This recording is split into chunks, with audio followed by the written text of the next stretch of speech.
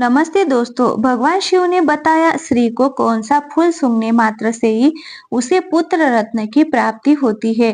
दोस्तों, एक समय की बात है जब भगवान शिव और माता पार्वती कैलाश पर्वत पर विश्राम कर रहे थे। तभी माता पार्वती भगवान शिव से कहती है, हे स्वामी, मैंने एक गांव में आपका बहुत ही सुंदर मंदिर देखा है। उस मंदिर की ओर बहुत से लोग आ जा रहे थे।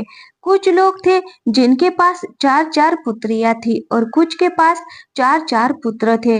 लेकिन जिनके पास पुत्र नहीं थे, वो माता पिता बहुत ही दुखी दिखाई दिए। वो पुत्र प्राप्ति के लिए अनेक पूजा पाठ कर रहे थे, लेकिन उनकी सूनी गोद नहीं भर पा रही थी।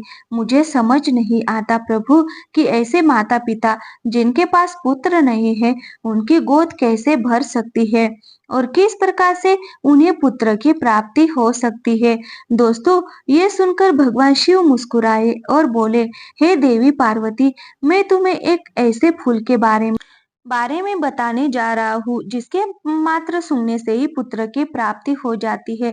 तब माता पार्वती अचंभित होकर बोली, हे प्रभु, कृपया मुझे उस फूल के बारे में शीघ्र ही बताइए। वह कौन सा फूल है जिसके सूंघने से पुत्र की प्राप्ति होती है और उसे किस प्रकार प्राप्त करना चाहिए। तब भगवान शिव कहते हैं, हे पार्वती, मैं तुम्हें उस फूल के बारे में विस्तार से एक कथा के माध्यम से सुनाने वाला हूँ। प्लीज इसलिए इस कथा को पूरा पूरा सुनो और जो भी महिलाएं इस कथा को पूरा सुनती है, उसे पुत्र प्राप्ति के लिए कोई चिंतित नहीं रहना पड़ेगा। दोस्तों, एक बार की बात है, एक किसान था जिसकी 6 बेटियां थी।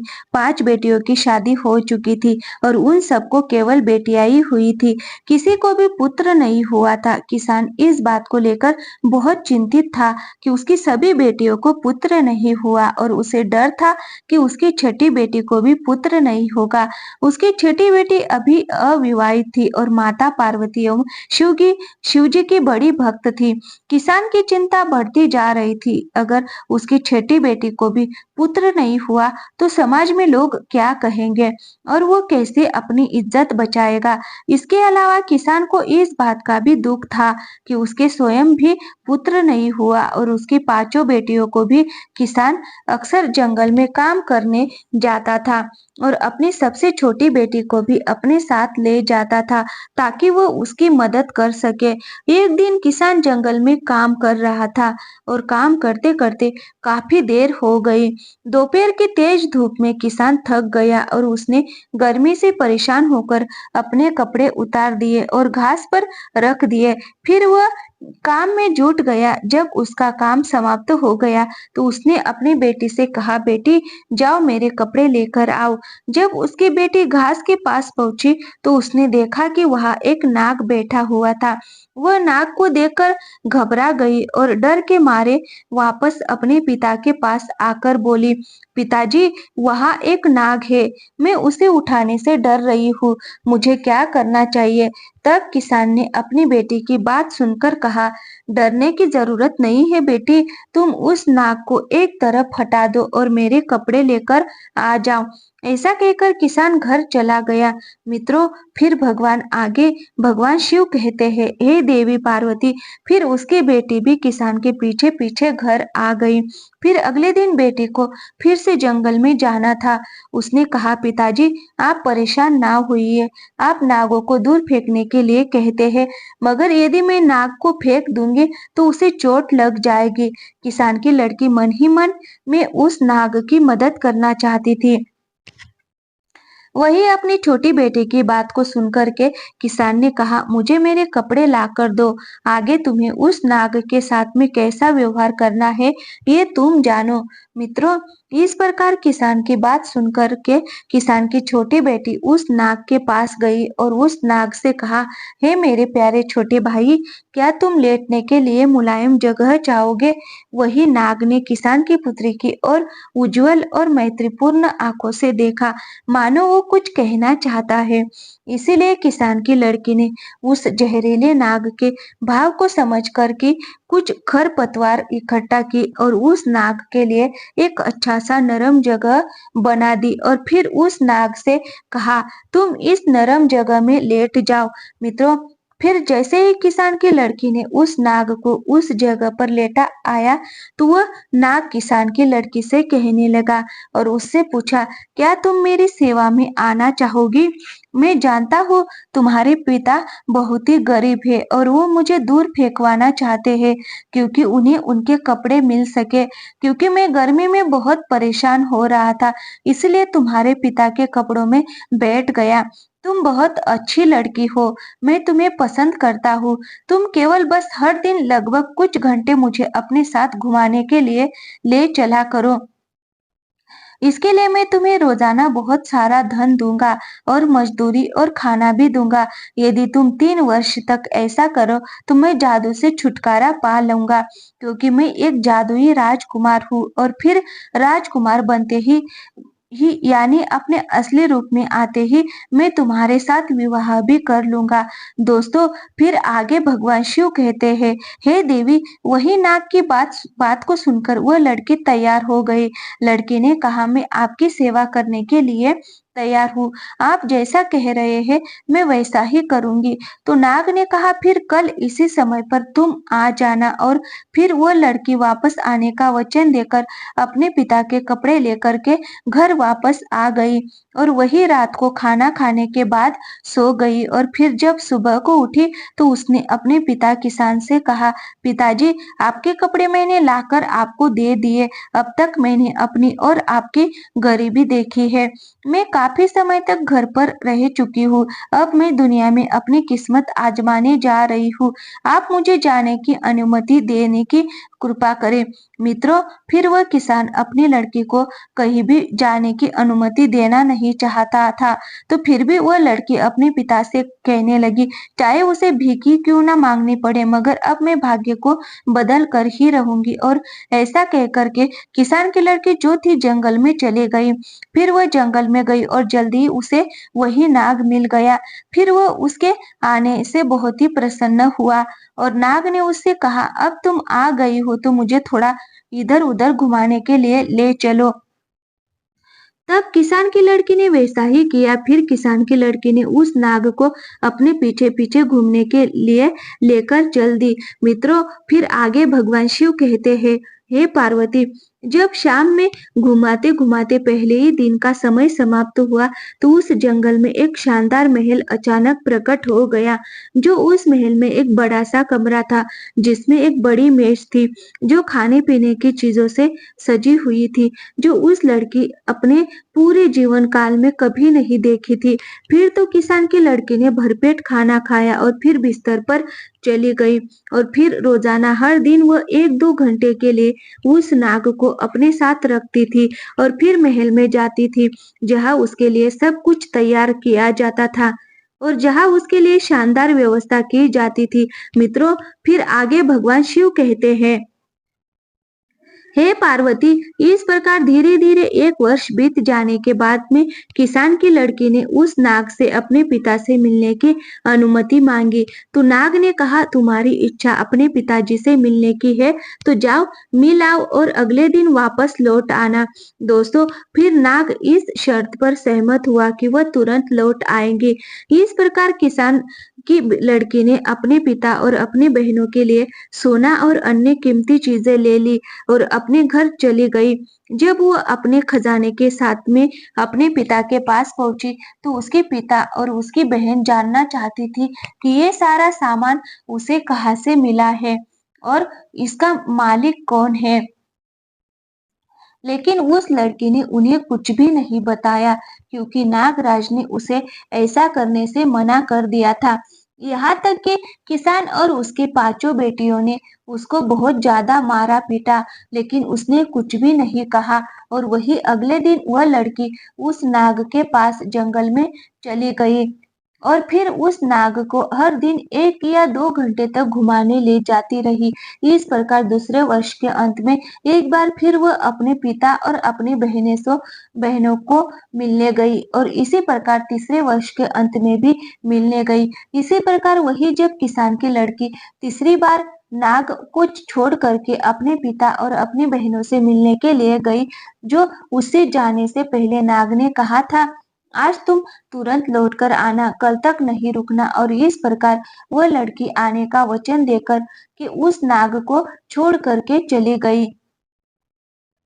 दोस्तों, उधर जब वो लड़की अपने पिता के पास पहुंची तो उसके पिता और उसकी बहनों ने इस बात पर जोर दिया कि जो धन वो अपने साथ लेकर आती है, सोना चांदी आदि, उसका असली मालिक कौन है और वो किसके यहाँ पर काम करती है। वही उस लड़की ने अपने पिता और अपनी बहन को कुछ भी नहीं बताया, तो किसान ने उसे घर से बाहर जाने देने से इनकार कर दिया। तब वही किसान की बेटी ने किसी तरह से अपने आप को बाहर जाने का रास्ता निकाल लिया। आखिरकार उसने जोर लगा करके खुद को अलग कर लिया, लेकिन जब तक वह जंगल में लौटी तब तक बहुत देर हो चुकी थी, क्योंकि नाग अब वहां पर नहीं था। दोस्तों, दुख की बात तो ये थी कि उसने हर जगह देखा, लेकिन वो महल भी वहां से गायब हो गया था और नाग भी वहां से गायब हो गया था, क्योंकि उस नाग के 3 वर्ष पूरे हो चुके थे और 3 वर्ष पूरे होने पर उसका जादू टूट चुका था और वह नाग वापस एक राजा के रूप में बदल गया था और फिर वह अपने राज्य को वापस चला गया था। दोस्तों, उधर उस नाग को जंगल में ना पा करके वह लड़की बहुत परेशान होने लगती है और सोचने लगी, शायद मेरे पिता और मेरी बहनों ने मुझे घर पर ना रोका होता तो शायद आज वह नाग मेरे पास होता। दोस्तों, तब उस लड़की ने उस नाग को दुनिया भर में खोजने का निर्णय किया। वह उसे ढूंढते ढूंढते एक दिन जंगल में एक झोपड़ी के पास पहुंची, जहां एक बूढ़ी औरत रहती थी। लड़की ने रात के लिए आश्रय मांगा और बुढ़िया को अपनी पूरी कहानी सुनाई। तब बुढ़िया ने उसे दोस्ताना व्यवहार से स्वागत किया और अगले दिन 3 सेब दिए। उसने बताया कि पहले सेब में एक सोने की तकली है, दूसरे सेब में सोने की सूत की रील और तीसरे में एक सुनहरा चरखा है। उसने ये भी बताया कि लड़की को सबसे पहले किससे मिलना है और उसे कैसे राजा तक पहुंचना है। फिर लड़की ने बुढ़िया को धन्यवाद दिया और तीनों सेब लेकर अपनी यात्रा जारी रखी। कई दिनों के सफर के बाद वह एक कांच के पहाड़ पर पहुंची, जो पहाड़ बहुत ही फिसलन भरा था और लड़की को नहीं पता था कि उसे कैसे पार करे। कई बार फिसलने के बाद उसे पास में एक लोहार दिखाई दिया। वह लोहार के पास गई। उसने अपने हाथों और घुटनों में घोड़े की नाल बंधवा ली, जिससे वह पहाड़ पर चढ़ने में सफल रही। पहाड़ को पार करने के बाद लड़की को एक महानगर दिखाई दिया, जहाँ राजा रहता था। दोस्तों, ये वही नाग था जिसे लड़की खोज रही थी, लेकिन अब वो राजा बन चुका था और उसे लड़की की याद नहीं थी। राजा पहले से शादीशुदा था और उसकी एक खूबसूरत रानी भी थी। नाग ने जब राजा का रूप लिया तो वो उस किसान की लड़की को भूल गया। राजा और रानी की कोई संतान नहीं थी और रानी राजा की संपत्ति अपने परिवार को दिलवाना चाहती थी। फिर एक दिन एक दाई भेष बदलकर महल में आई और रानी से काम मांगा। तो रानी ने सोचा कि ये औरत सूत काटने का काम करेगी, तो उसने उसे महल में रख लिया। जब लड़की ने पहला सेब खोला तो उसमें से सोने की तकली निकली, जिससे रानी ने तकली देखी और उसे बहुत पसंद आई। उसने लड़की से कहा, मैं इसे खरीदना चाहती हूँ। लड़की ने कहा, ये बिक्री के लिए नहीं है, लेकिन अगर तुम मुझे एक रात राजा के साथ सोने दोगी तो ये तकली मैं तुम्हें दे दूंगी। रानी को सोने की तकली इतनी पसंद थी कि उसने ये शर्त मान ली। लेकिन जब रात हुई, रानी ने राजा को नींद की दवा खिला दी, जिससे राजा गहरी नींद में सो गया और रानी ने लड़की को राजा के शयन कक्ष में भेज दिया। फिर लड़की राजा के पास बैठकर रोने लगी। उसने कहा, 3 साल तक मैंने तुम्हें नाग के रूप में ढूंढा। तुम्हारी खातिर मैंने अपने पिता और बहनों से मार खाई, कठोर बातें सुनी और कांच के पहाड़ पर चढ़ने के लिए मेरे हाथों और घुटनों में घोड़े की नाल बंधी। अब तुम मुझे भूल गए हो और यहाँ अपनी पत्नी के साथ सुखपूर्वक जीवन बिता रहे हो। दोस्तों, लेकिन राजा तो नींद में था और लड़की की बातें सुन नहीं सका, क्योंकि रानी ने उसे दवा दे रखी थी ताकि वह कुछ नहीं सुन सके। इस प्रकार से किसान की लड़की अपनी बात बोलती रही, मगर राजा सोता रहा और उसका कोई जवाब नहीं दिया। किसान की लड़की यही सोचती रही कि राजा मेरी बात को सुन रहा है, लेकिन कोई जवाब नहीं दे रहा है। दोस्तों, इस प्रकार राजा से बात करते करते सुबह हो गई और फिर रानी आई और फिर किसान की लड़की को राजा के शयन कक्ष से बाहर ले गई। राजा इतनी गहरी नींद में था कि उसे कुछ भी समझ नहीं आया। फिर दोस्तों, फिर भगवान शिव कहते हैं, हे पार्वती, इस प्रकार किसान की लड़की ने दुखी होकर दूसरा सेब लिया, उसे तोड़ा और उसमें से सुनहरी धागे की रील निकाल ली। फिर जब रानी ने उस रील को देखा तो उसने उसकी बहुत प्रशंसा की और लड़की से उसे बेचने के लिए कहा। वही किसान की लड़की ने रानी से फिर कहा, वो एक बार फिर राजा से उसकी मुलाकात शाम को करवा दे तो उसको सुनहरी धागे की रील दे देगी। वही रानी ने वचन दिया और सब कुछ पहली रात की तरह ही हुआ।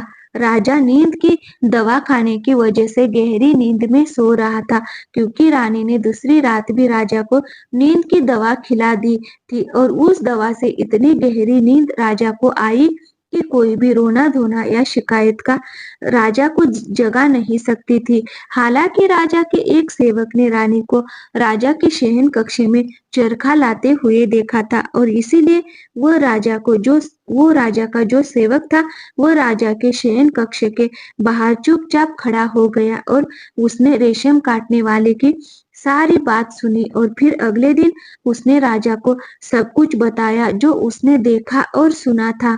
दोस्तों, इस प्रकार जब राजा को मालूम पड़ गया कि जब मैं नाग था और एक लड़की ने जो किसान की लड़की थी, मेरी बहुत सेवा की और मैंने उससे शादी का वादा भी किया था। आज वह मुझे ढूंढते हुए मेरे महल तक आ गई है। मुझे उससे मिलना चाहिए दोस्तों।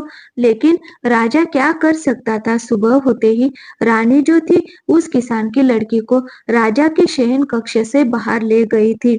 दोस्तों, इधर तो राजा किसान की लड़की से मिलने के बारे में सोच रहा था और उधर किसान की लड़की ने अपना आखिरी सेब खोला तो वो सुनहरे चरखे वाला था।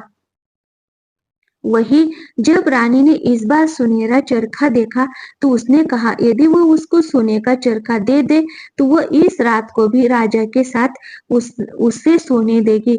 वही किसान की लड़की मान गई और उस शाम रानी ने एक बार फिर अपने राजा को नींद की दवा दी। लेकिन इस बार राजा सचेत था, क्योंकि इस बार सेवक के द्वारा उसे सारी बात मालूम पड़ चुकी थी। वही राजा ने इस बार दवा पीने का केवल नाटक किया। उसने चुपके से दवा को डस्टबिन में डाल दिया और फिर लेट गया और सोने का नाटक करने लगा। वही जब राजा सो गया तो रानी जो थी किसान की लड़की को यानी सूत काटने वाली को राजा के शयन कक्ष में लेकर आ गई। लड़की उदास हो करके राजा के बिस्तर के पास में गई और वहीं पर खड़ी होकर फूट फूट कर रोने लगी और कहने लगी, अब मुझे पता चला है कि कृतज्ञता दुनिया का चलन है। 3 साल तक मैंने तुम्हें नाग रूप में तुम्हारी खातिर मुझे अपने पिता और बहनों से मार और कठोर शब्द मिले। कांच के पहाड़ पर चढ़ने के लिए मेरे हाथ और घुटनों में घोड़े की नाल बंधी थी और तुम ये सब कुछ भूल गए हो और रानी के साथ में रह करके सुखपूर्वक जीवन बिता रहे हो। अब मेरा क्या होगा? दोस्तों, फिर आगे भगवान शिव कहते हैं, हे देवी, इस बार राजा सब कुछ चुपचाप सुनता रहा लेकिन सोने का नाटक करता रहा।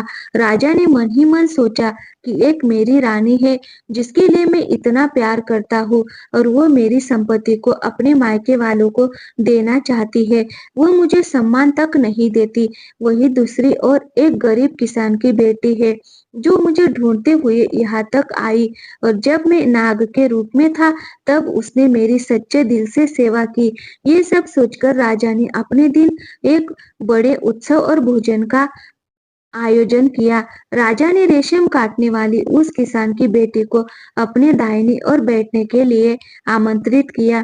फिर भरे दरबार में राजा ने उस किसान की लड़की से विवाह कर लिया और सभी ने आनंद पूर्वक भोज किया। फिर शादी के बाद जब पहली रात किसान की बेटी सो रही थी, जो कि लक्ष्मी जी की उपासक थी, वो मन ही मन पुत्र की कामना लेकर सो रही थी। उसी रात लक्ष्मी जी उसके सपने में आई और उससे कहा, बेटी चिंता मत करो, मैं तुम्हें एक ऐसे फूल के बारे में बताती हूँ जिसे मासिक धर्म समाप्त होने के बाद कोई भी स्त्री सूंघे और फिर पति के साथ मिलन करे तो निश्चित ही उसे पुत्र की प्राप्ति होगी। माता लक्ष्मी ने आगे कहा, बेटी शाम को सूर्यास्त के समय बगीचे के उत्तर पश्चिम कोने में लाल गुलाब और सफेद गुलाब के फूलों की टहनी को, जिस पर सुंदर और पूर्ण विकसित गुलाब लगे हो, एक थाली से ढक देना चाहिए। फिर अगली सुबह सूर्योदय के समय उसे हटा देना चाहिए। यदि तुम्हें पुत्र चाहिए तो तुम्हें लाल गुलाब को सूंघना और पुत्री चाहिए तो सफेद गुलाब को सूंघना। ध्यान रहे गलती से दोनों फूलों को एक साथ सूंघना नहीं चाहिए। किसान की बेटी ने राजा को अपने इस स्वप्न के बारे में बताया। फिर राजा ने एक सुंदर बगीचे में सफेद और लाल गुलाब के पौधे लगवाए। जब पौधों पर फूल खिले तो राजा ने एक सफेद और एक लाल फूल की टहनी को लेकर रात में उल्टा दबा दिया। सुबह किसान की बेटी ने मासिक धर्म से निवृत्त होकर स्वच्छ हो जाने के बाद लाल गुलाब को सूंघा और राजा के साथ संबंध स्थापित किया। इससे उसे गर्भ धारणा हुई और समय पूरा होने पर उसने एक पुत्र को जन्म दिया, जिससे राजा ने इस खुशी में पूरे राज्य में ढोल नगाड़े बजवाए और मिठाइयां बांटी। इतना ही नहीं, किसान की बेटी ने अपने पिता और बहनों को भी इस फूल की शक्ति के बारे में बताया। यहाँ तक कि उसने राजा की पहली रानी को भी ये बात बताई। जो लोग पुत्र चाहते थे उन्होंने लाल गुलाब को सूंघा और उन्हें पुत्र की प्राप्ति हुई, जबकि जिन्हें पुत्री चाहिए थी उन्होंने सफेद गुलाब को सूंघकर पुत्री को जन्म दिया। फिर भगवान शिव ने माता पार्वती से कहा, हे देवी, इस प्रकार उनके घरों में सबके जीवन में सुख समृद्धि आ गई और सभी को संतान की प्राप्त हुई और उनका परिवार खुशियों से